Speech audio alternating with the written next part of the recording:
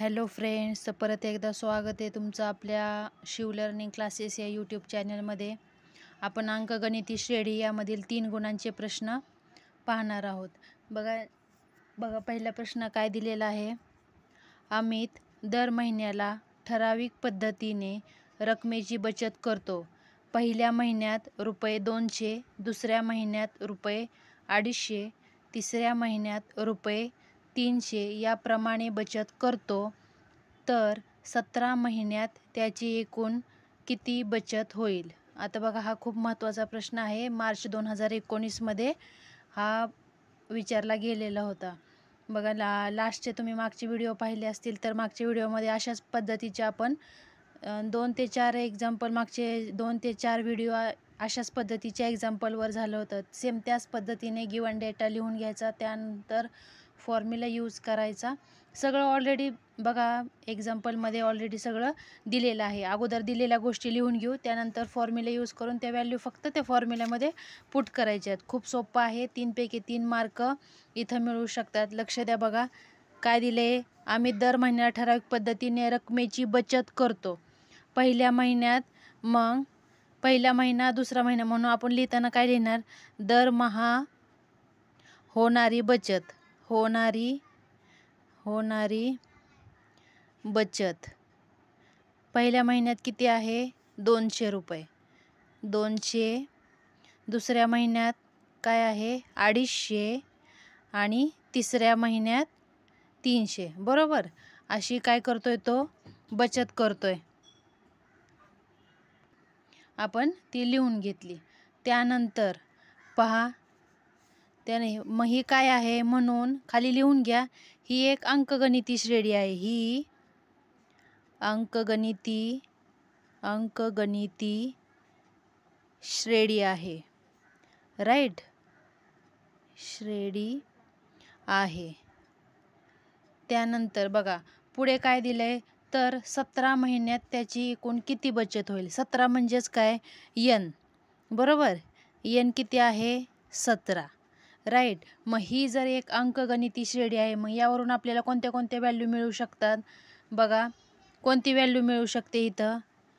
हे काय आहे? T1, T2, T3. बरोबर. अंकगणिती श्रेणीला आपण T1, T2, T3 असं कन्सिडर करतो. राईट. मग T1 म्हणजेच काय असतो? A असतो. Right.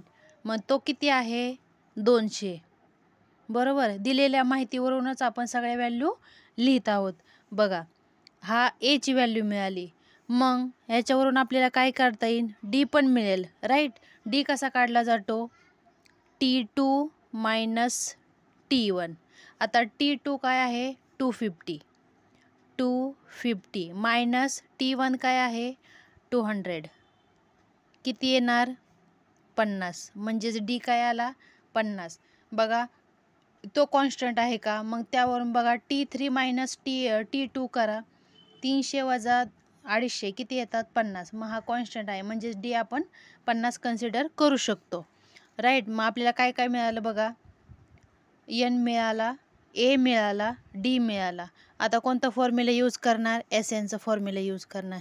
SN equal to n/2 bracket 2A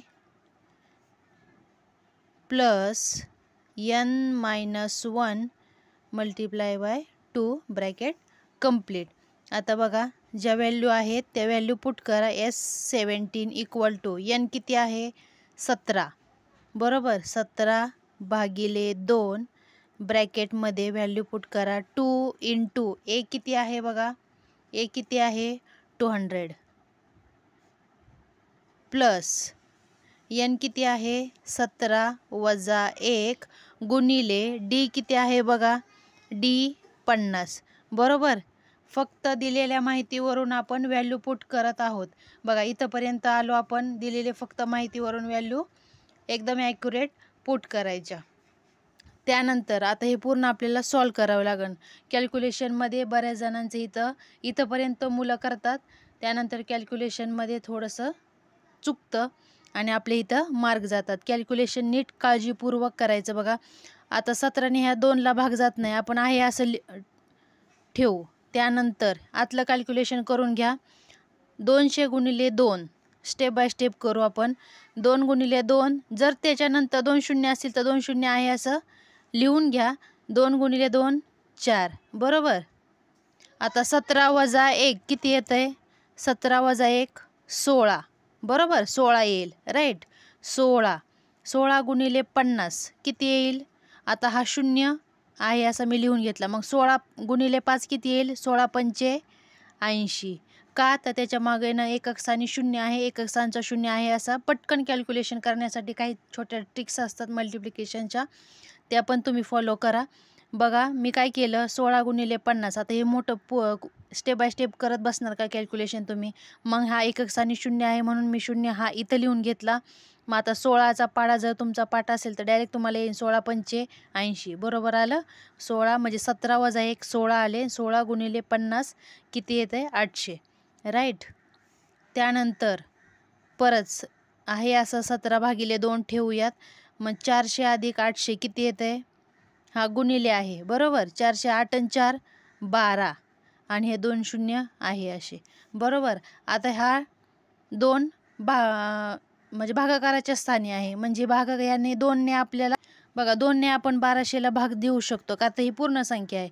बे बेसक 12 राहिले शून्य, बे शून्य शून्य, बे शून्य शून्य. मग आता काय करणार तुम्ही? 17 गुणिले 600 करणार. 17 गुणिले 600 बघा एकक स्थानी शून्य आहे. एकक स्थानी शून्य जर असेल तर आपण काय कर, मी मगाशी जसं इथं स्टेप केली, इथं एक शून्य होता आहे असं लिहून घेतला आहे. इथं एकक स्थानी काय आहे? इथं एकक स्थानी दशक स्थानी पण आहे 0 2 शून्य आहे अशी लिहून घेतली. आता 17 गुणिले 6 करा. 6 7 42 हातच्या आले 4 6 1 6 आणि 4 10 बरोबर. किती आलं? 10,200. म्हणजेच तो काय करतो 17 महिन्यात त्याची बचत एकूण बचत किती येईल? 10,200 रुपये. हे त्याला एकक द्यायला विसरायचं नाही. मग खाली सेंटेन्स लिहा. म्हणून अमित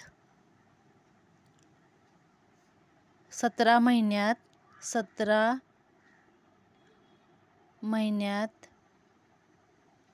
10,200 रुपये बचत करतो किंवा त्याची बचत होईल. काय जे दिलं त्यांनी सेंटेन्स विचारलेलं आहे काय आहे ते इथं लिहायचं उत्तराला. त्याला अर्धा मार्क असतो. दरवेळेस मी व्हिडिओमध्ये सांगत आली ह्या सेंटेन्सला अर्धा मार्क असतो. ज्याला गणितामध्ये आउट ऑफ मार्क्स पाडायचे त्यांनी ह्या गोष्टींकडे काळजीपूर्वक लक्ष द्यायचं एकदम.